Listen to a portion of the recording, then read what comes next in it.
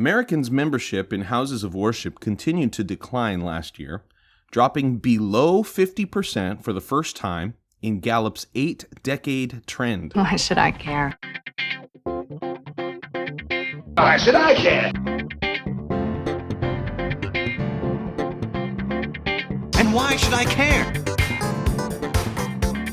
And why should I care? You'd be saving lives. I repeat, why should I care?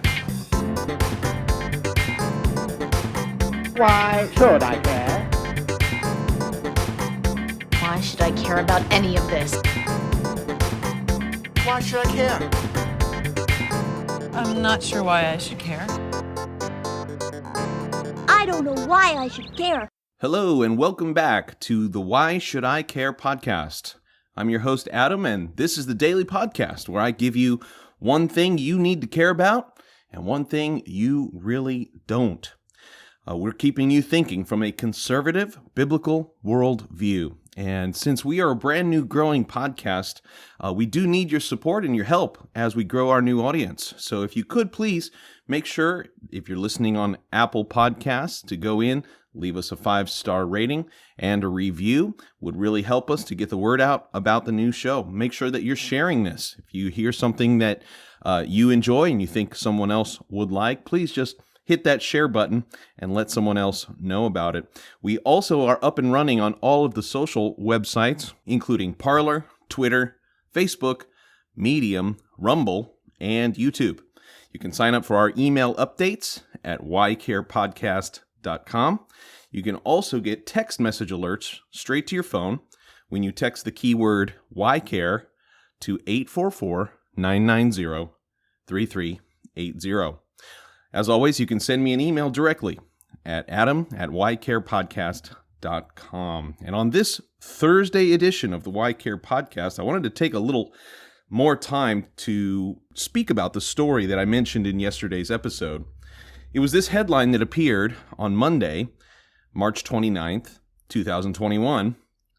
U.S. church membership falls below majority for the first time. Americans' membership in houses of worship continued to decline last year, dropping below 50% for the first time in Gallup's 8-decade trend. In 2020, 47% of Americans said they belonged to a church, synagogue, or mosque, down from 50% in 2018 and 70% in 1999. U.S. church membership was 73% in 1937 when Gallup first measured it. It stayed near 70% through 2000 before beginning to decline to 61% in 2010 and now 47% in 2020. So there are several interesting takeaways from this study, but as always, I want to just give you one thing you don't need to care about and one thing you really should care about considering this story. So what shouldn't you care about? First of all, I don't think it's a big deal that fewer people are identifying as faithful followers of Jesus just because that they're members of a church. One of the marks of the millennial and Gen Z age group is a love affair with something called authenticity. It's for better or worse, most people under the age of 40 don't tolerate being fake. Wherein previous generations may have kept a church membership just to maintain some kind of image of a well-rounded individual or family. But now younger generations would rather simply be authentic with themselves and others and put the traditional church attendance in the rearview mirror. And honestly, that's okay with me. I would rather have a smaller number of genuine believers than a large number of people playing the hypocrite. And I think what this trend reveals is not necessarily people losing faith. I think it reveals that were some people all along who probably were not really with us.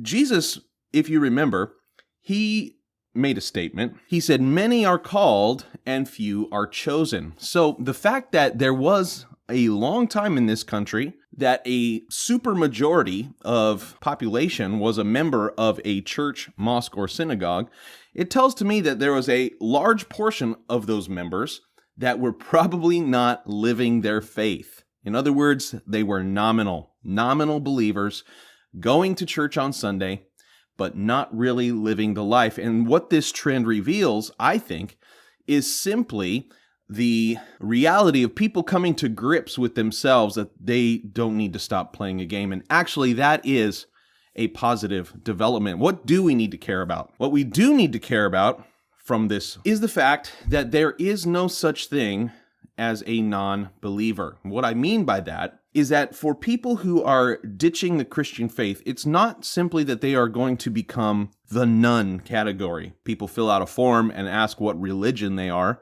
and they have a choice of Christian, Buddhist, Jewish, Muslim, or none. And the fastest growing quote-unquote religion is the none category, where people no longer identify with a faith tradition. But the mistake is to think that that none is non-religious, to think that none means zero faith, and that is not true. The reality of the situation is that as people are turning away from the God of the Bible, from the God of creation, they are turning towards smaller gods of our own creation. For example, gods of environmentalism, gods of self, gods of materialism, gods of sexuality, gods of gender identity, gods of politics, and many others that we could mention. The truth is that as people are turning away from church membership, many are turning towards other gods.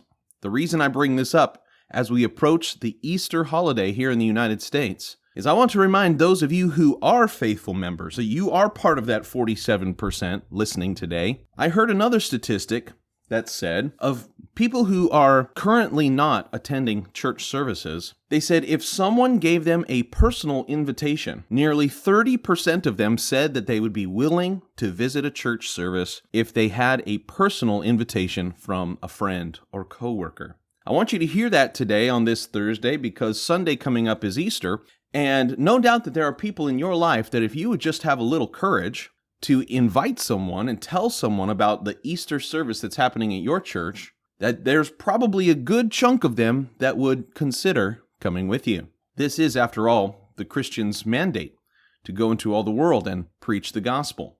And in a nation that is coming to grips with its nominal faith, that is refusing to be satisfied with simple membership and church attendance, this offers an opportunity for many Christians and many churches to seek true and authentic believers in Jesus Christ, true conversions.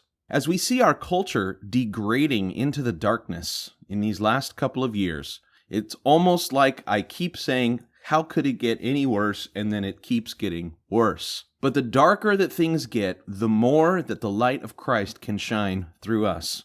In a dark room, a single candle can light every single corner. And we, as our faith becomes more and more unique, we can actually become more effective with our witness. So I want to challenge you today, be filled with the Holy Spirit.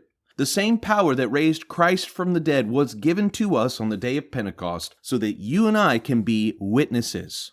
In Acts chapter 1, Jesus said to his disciples before he ascended back to heaven, I am giving you this power so that you may be my witnesses. The power of the Holy Spirit was not given for us to feel goosebumps, was not given for us to be musically talented. The Spirit of God is not just for wisdom and insights and spiritual gifts and practicing administration and those things that the Bible identifies. But the primary reason that God wanted us to have power in the Holy Spirit was so that we could be witnesses. So let's do it, believers. Let's do it, brothers and sisters. Let's take this opportunity, invite someone to your Easter service, and let's see if we can turn the tide and bring people back to church. That's all for today. We'll talk tomorrow on the Why Should I Care podcast.